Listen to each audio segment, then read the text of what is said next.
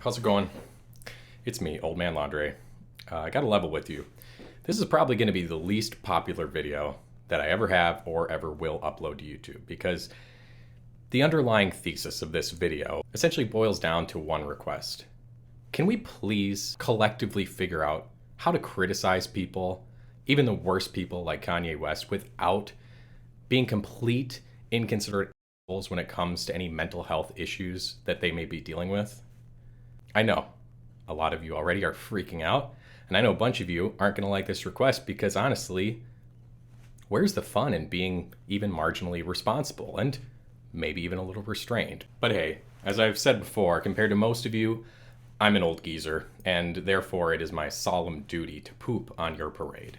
But in all seriousness, I know that this video won't be popular, and that's fine. I've accepted that.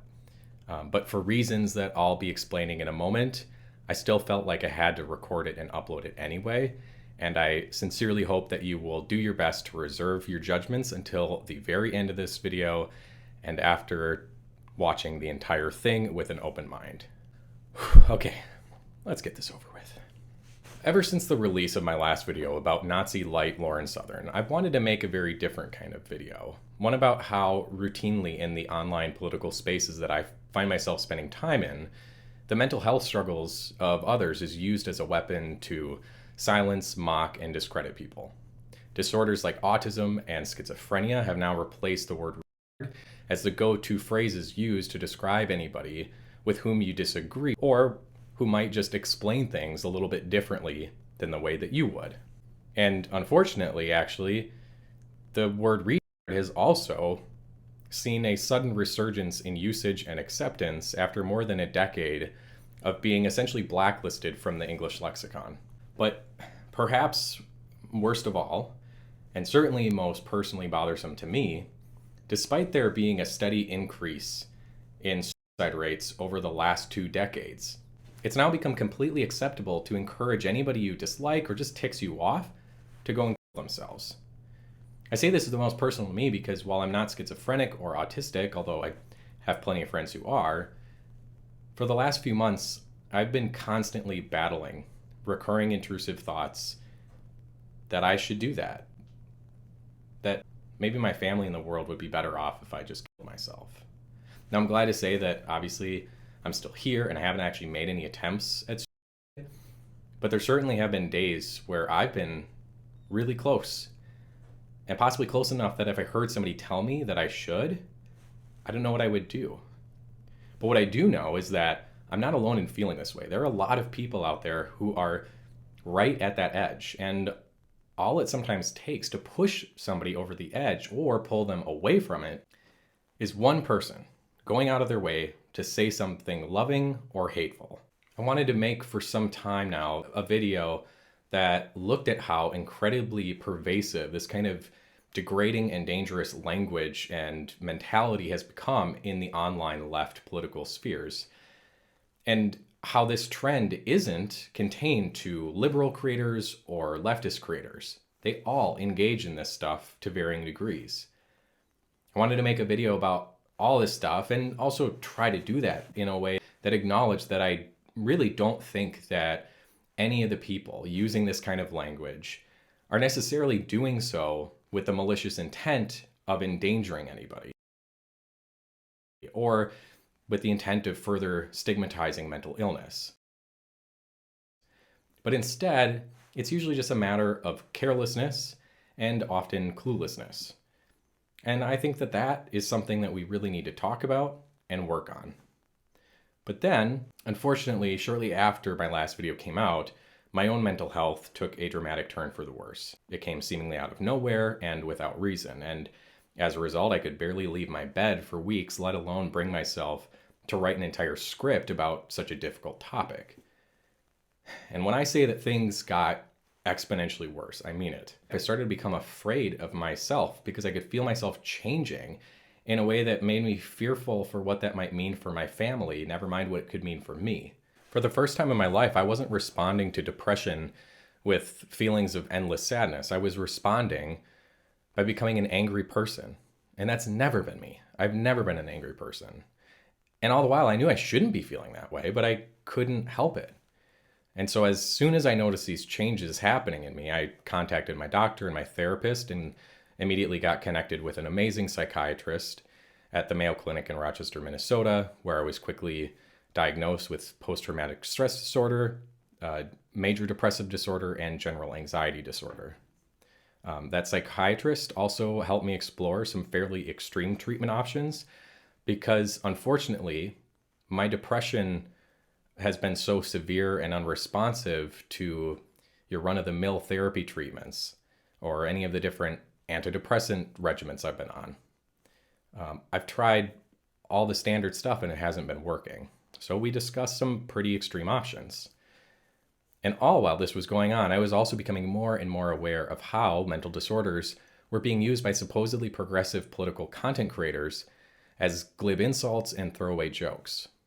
And this, unsurprisingly, only worsened my depression because I felt like, damn, these are supposed to be my political friends and allies, but apparently they think that my suffering and the suffering of others like me is just a joke. And I'm sure that conservatives are doing the same thing, but that's not my crowd. Those aren't my people. The left are at least supposed to be my people. But man, it's hard to feel that way when I see every political creator on my side, from liberal to leftist, many of whom, by the way, have talked openly about their own mental health challenges, just routinely talking about certain mental illnesses in the way that they have. And because of where the stuff was coming from, who was saying it, it made it all that much more particularly painful and disappointing. But still, I felt like this was an important video to make, so I did my best to press on with writing a script. And then Kanye West happened. So thanks to Mr. West, I'm going to be putting the other video on hold for a moment because I just didn't think that I could make that one before first taking the time to address the dumpster fire we're witnessing right now with Kanye West. Now, before I say anything about Mr. West, I need to make a few things crystal fucking clear, so listen really closely, and if you choose not to, you officially forfeit any right to criticize me. And I'm sure that will stop nobody, but, get fucked. So when it comes to Kanye, there are things that I feel like we are not talking about and leaving out of the conversation either intentionally or unintentionally. So the things that I'm going to be saying in a moment are meant to generate conversation and, most importantly, a little bit of self-reflection. But that's it. Second, I am not, and will not ever defend, condone, or excuse anything Kanye West has said recently. The things he's been saying about Jews, Hitler, and the Holocaust, all that stuff are awful and inexcusable. Also, I shouldn't have to say this, but there is nothing admirable about Hitler, the Nazis, or fascism. That includes Nazis like these and Nazis like these. They all suck. And I'm not making this video because I have any pity for Kanye West, because let's be real, even before all this shit happened, he made it abundantly clear that he was an insufferable egomaniac. Nor am I making this video because I think it's wrong to express outrage over the truly terrible things he's been saying.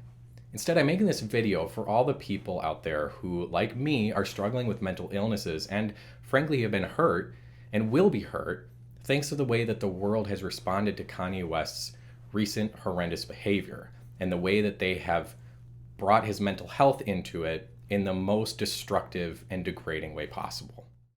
With all that being said, let's talk about this. So let's start with the easy shit. Nazis. They suck. Old ones and new ones. Proud Nazis suck and bitch-ass Nazis suck. If you hate them like I do, great job. You're on the right team. I hate Nazis as much as anybody. In fact, the last video I made, as I mentioned before, was all about neo-Nazis and white nationalists and how much they all suck. And on top of that, even, in that video, I talked about an online resource I created to help defund the crypto racket that supports neo-Nazis. So if you try to come at me and say that I'm a Nazi, you should look in the mirror and ask yourself what actually exists between both of your ears inside your cranium. Because clearly, it ain't a brain. So if all Nazis suck, then we have to ask the question, what about the modern Nazis' newest recruit, Kanye West? Well, when it comes to Kanye's promotion of Nazism, there are basically two ways that people have been approaching this. On one side, you have the very simple line of thinking that Nazism bad, and anyone promoting Nazism is and always has been a Nazi. On the other side, there is a far more challenging narrative that, frankly, when I've seen it communicated before, it's been communicated really poorly. And it's such an unpopular thing to communicate that basically no incentive exists to even try. So naturally, I'm gonna try. So here we go. First things first, whenever Kanye's mental health is brought up online or in person, the first response is usually something like, no mental health disorder makes somebody a Nazi. Yeah, that is correct, but that is also entirely not the point here. The point isn't whether or not a mental disorder can make somebody a Nazi. Nobody's actually trying to articulate that perspective because that's not what anybody actually believes. Because of course, no mental health disorder makes somebody a Nazi. That's not how that works. But again, that's not the point. The point isn't whether or not a mental illness can make somebody a Nazi. The real point is twofold. First, that certain mental illnesses, especially when incredibly severe, can make people far more, dramatically more susceptible to believing in wild conspiracies. Like, for example, the idea that Jews are secretly controlling every part of our existence. And when you combine all of that with severe depression and other factors, belief in these ideas brings a certain form of comfort to the individual who now believes them, because suddenly the world that has never made any sense to them before suddenly makes perfect sense. And as an added bonus, it gives them somebody to blame.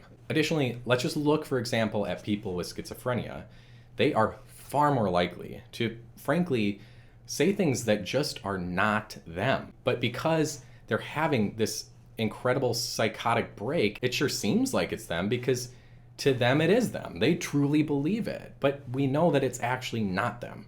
We know better. We know that when somebody's having a psychotic break, that is not the actual individual. Now, this also, I need to be clear, this is not to say that all schizophrenics are bad or dangerous people. In fact, one of the most wonderful people that I have ever met, and one of my closest friends now, has a form of schizophrenia. But probably the biggest difference between my friend and Kanye West is that my friend is what happens when someone with a serious mental disorder is given the support and compassion that they need. Even me with PTSD, I could see how if I didn't have the unconditional love and support of my wife and my kids and my parents and a litany of amazing medical professionals, I could see how, at the very least, I could be a danger to myself. Thankfully for me, though, even though it was far more difficult than it should have been, for me to finally get the help that I needed, it took me 6 years to get the help that I truly needed. I did get it, and now I am hopeful that the worst is behind me. But Kanye, on the other hand, is what happens when a man with endless resources and a monumental ego is just left to his own devices. Now he believes that he doesn't need medication because all he needs is Ye. Because Ye's got it all figured out. And then add on top of that, the fact that he's got all these disgusting Nazi and fascist vultures circling him constantly and ironically egging him on while the whole world does its own version of egging him on.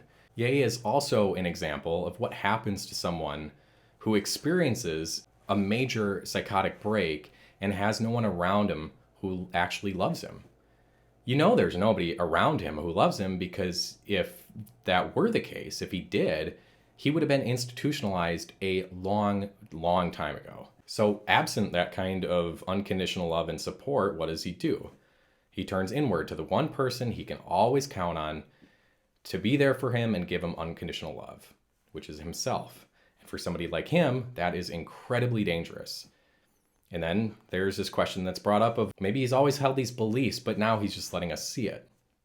Well, from my perspective, unless you really want the inverse to be true, you can pretty clearly tell that the way he's acting now is not the way he always has acted.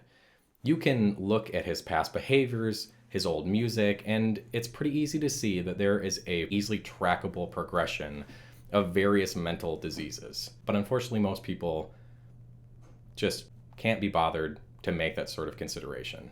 So again, no, mental illnesses don't make you anti-Semitic. However, adoption of certain bigoted ideas is understandably something that happens at a much higher rate among people with certain mental disorders. Because the kind of bigoted shit that Kanye's spewing right now, it's all structured like a paranoid delusion and necessitates a twisted, obsessive amount of research and traveling down endless rabbit holes. And some people, it leads them to a belief in aliens. Some people, apparently, it leads them to anti-Semitism. And some people, it leads them to a belief in shamanic kind of stuff. In fact, if you look at the QAnon shaman, he's a schizophrenic, and now he's in jail instead of being locked inside of a psychiatric prison where he actually belongs. We also got to talk about the fact that Kanye is now surrounded by lifelong Nazis, all of whom are white, and yet, remarkably, for some reason, Kanye's getting way more heat than the rest of them. And I gotta say, ignoring this aspect of it is especially irritating and obnoxious when leftists do it, because on any other day, everything is about race. Everything has a racial component. But up to a point, apparently. And that point seems to be the point at which it's no longer politically or personally convenient for them. Because the moment that it's no longer convenient for them, they are just totally happy to single out the one black guy in the mix, forget everything they've ever said about how important it is to consider every historic injustice, every little microaggression, and every prejudice that blacks have had to face in this country and around the world. They can forget all their supposed commitment to anti-ableism, and instead just gleefully farm a famous black man in a deep state of psychosis for engagement and clout. You see, while I agree with everybody's assessment that Kanye's been saying indefensible shit for some time now, if we all knew that he was in a deep state of psychosis, and we all do and we all did, the right thing to have done would have been to immediately stop platforming him after the Lex Fridman interview. Maybe even after his Tim Pool interview. But of course that didn't happen because Western society is a capitalist one. And when our motivations are monetized, it becomes very easy to see what our true concerns really are. And on top of that, there are huge incentives for commentators to get an interview with him and bank on the fact he's going to say something totally off the wall. But since we know that, one would think that in that case, the primary target for derision and condemnation post-Fridman interview should have been with the people who are so obviously just farming this guy for views. But more generally, the condemnation thus far has just really made very little sense. Like, if you're gonna go after Ye for promotion of Nazism, great, do that. But how are you gonna put 100% of your righteous indignation at the feet of Kanye and virtually none of it toward people like Nick Fuentes and Milo Yiannopoulos, who aren't just promoting this guy, but they've been paid to do it? Or people like crypto scammer Adin Ross, who's going to be interviewing Ye soon, despite not even knowing what fascism is, let alone how to pronounce it. What does a fascist mean?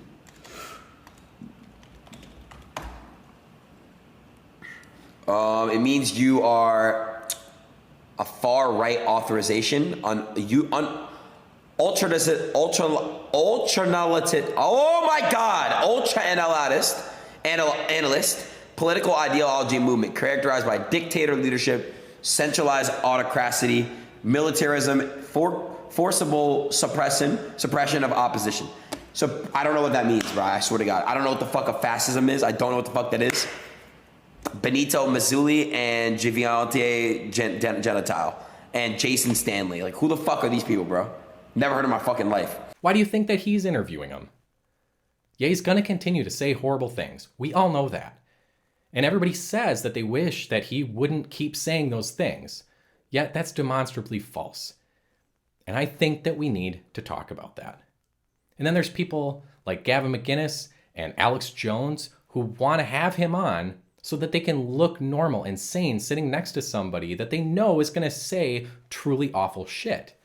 And wouldn't you know, that's what happens, and everybody on the left is happy to do Jones and Gavin McGinnis that sort of a favor by helping to make them look normal. When we actually know that the people who bring Kanye on are almost always of a sound mind. They know what they're doing. And frankly, the people that watch it know what's going on too. People are addicted to watching Kanye's epic train wreck happen. And in a perverted way, the majority of us enjoy watching it. Because let's face it, it's fascinating, it's disturbing, and it also makes us feel better about ourselves because we're not Nazis, we're not Nazi sympathizers. It's like the free space at the middle of a virtue signaling bingo card. I'm not a Nazi. Yup, look at me, I'm pretty awesome. Admittedly, I know that I'm not perfect in any of this stuff either. I've liked plenty of tweets mocking Kanye, and here I am making a video about him. But thankfully, I also have some very good friends who are incredible mental health advocates who are willing to publicly and privately call me out and demand that I do better and explain to me why I need to do better and how I could do better and how I could do things like this to be helpful. So ultimately, that's all I really hope that you get out of this video. I'm not making this video to judge anybody, as much as it might seem that way. I'm just asking you to try to take a step back, maybe a couple steps back, and consider the possibility that even in an extreme case like this one, that maybe things are a little more complicated than you may want them to be. Okay, I am glad that's over. If you enjoyed this video, let me know in the comments, drop a like and share it. And if you more likely didn't like this video, please let me know in the comments, but try to explain why. Make sure you've watched the entire thing and then go down in the comments and tell me why you disagree. That's all for now. Yeah, that's it. Glad it's over. Bye-bye.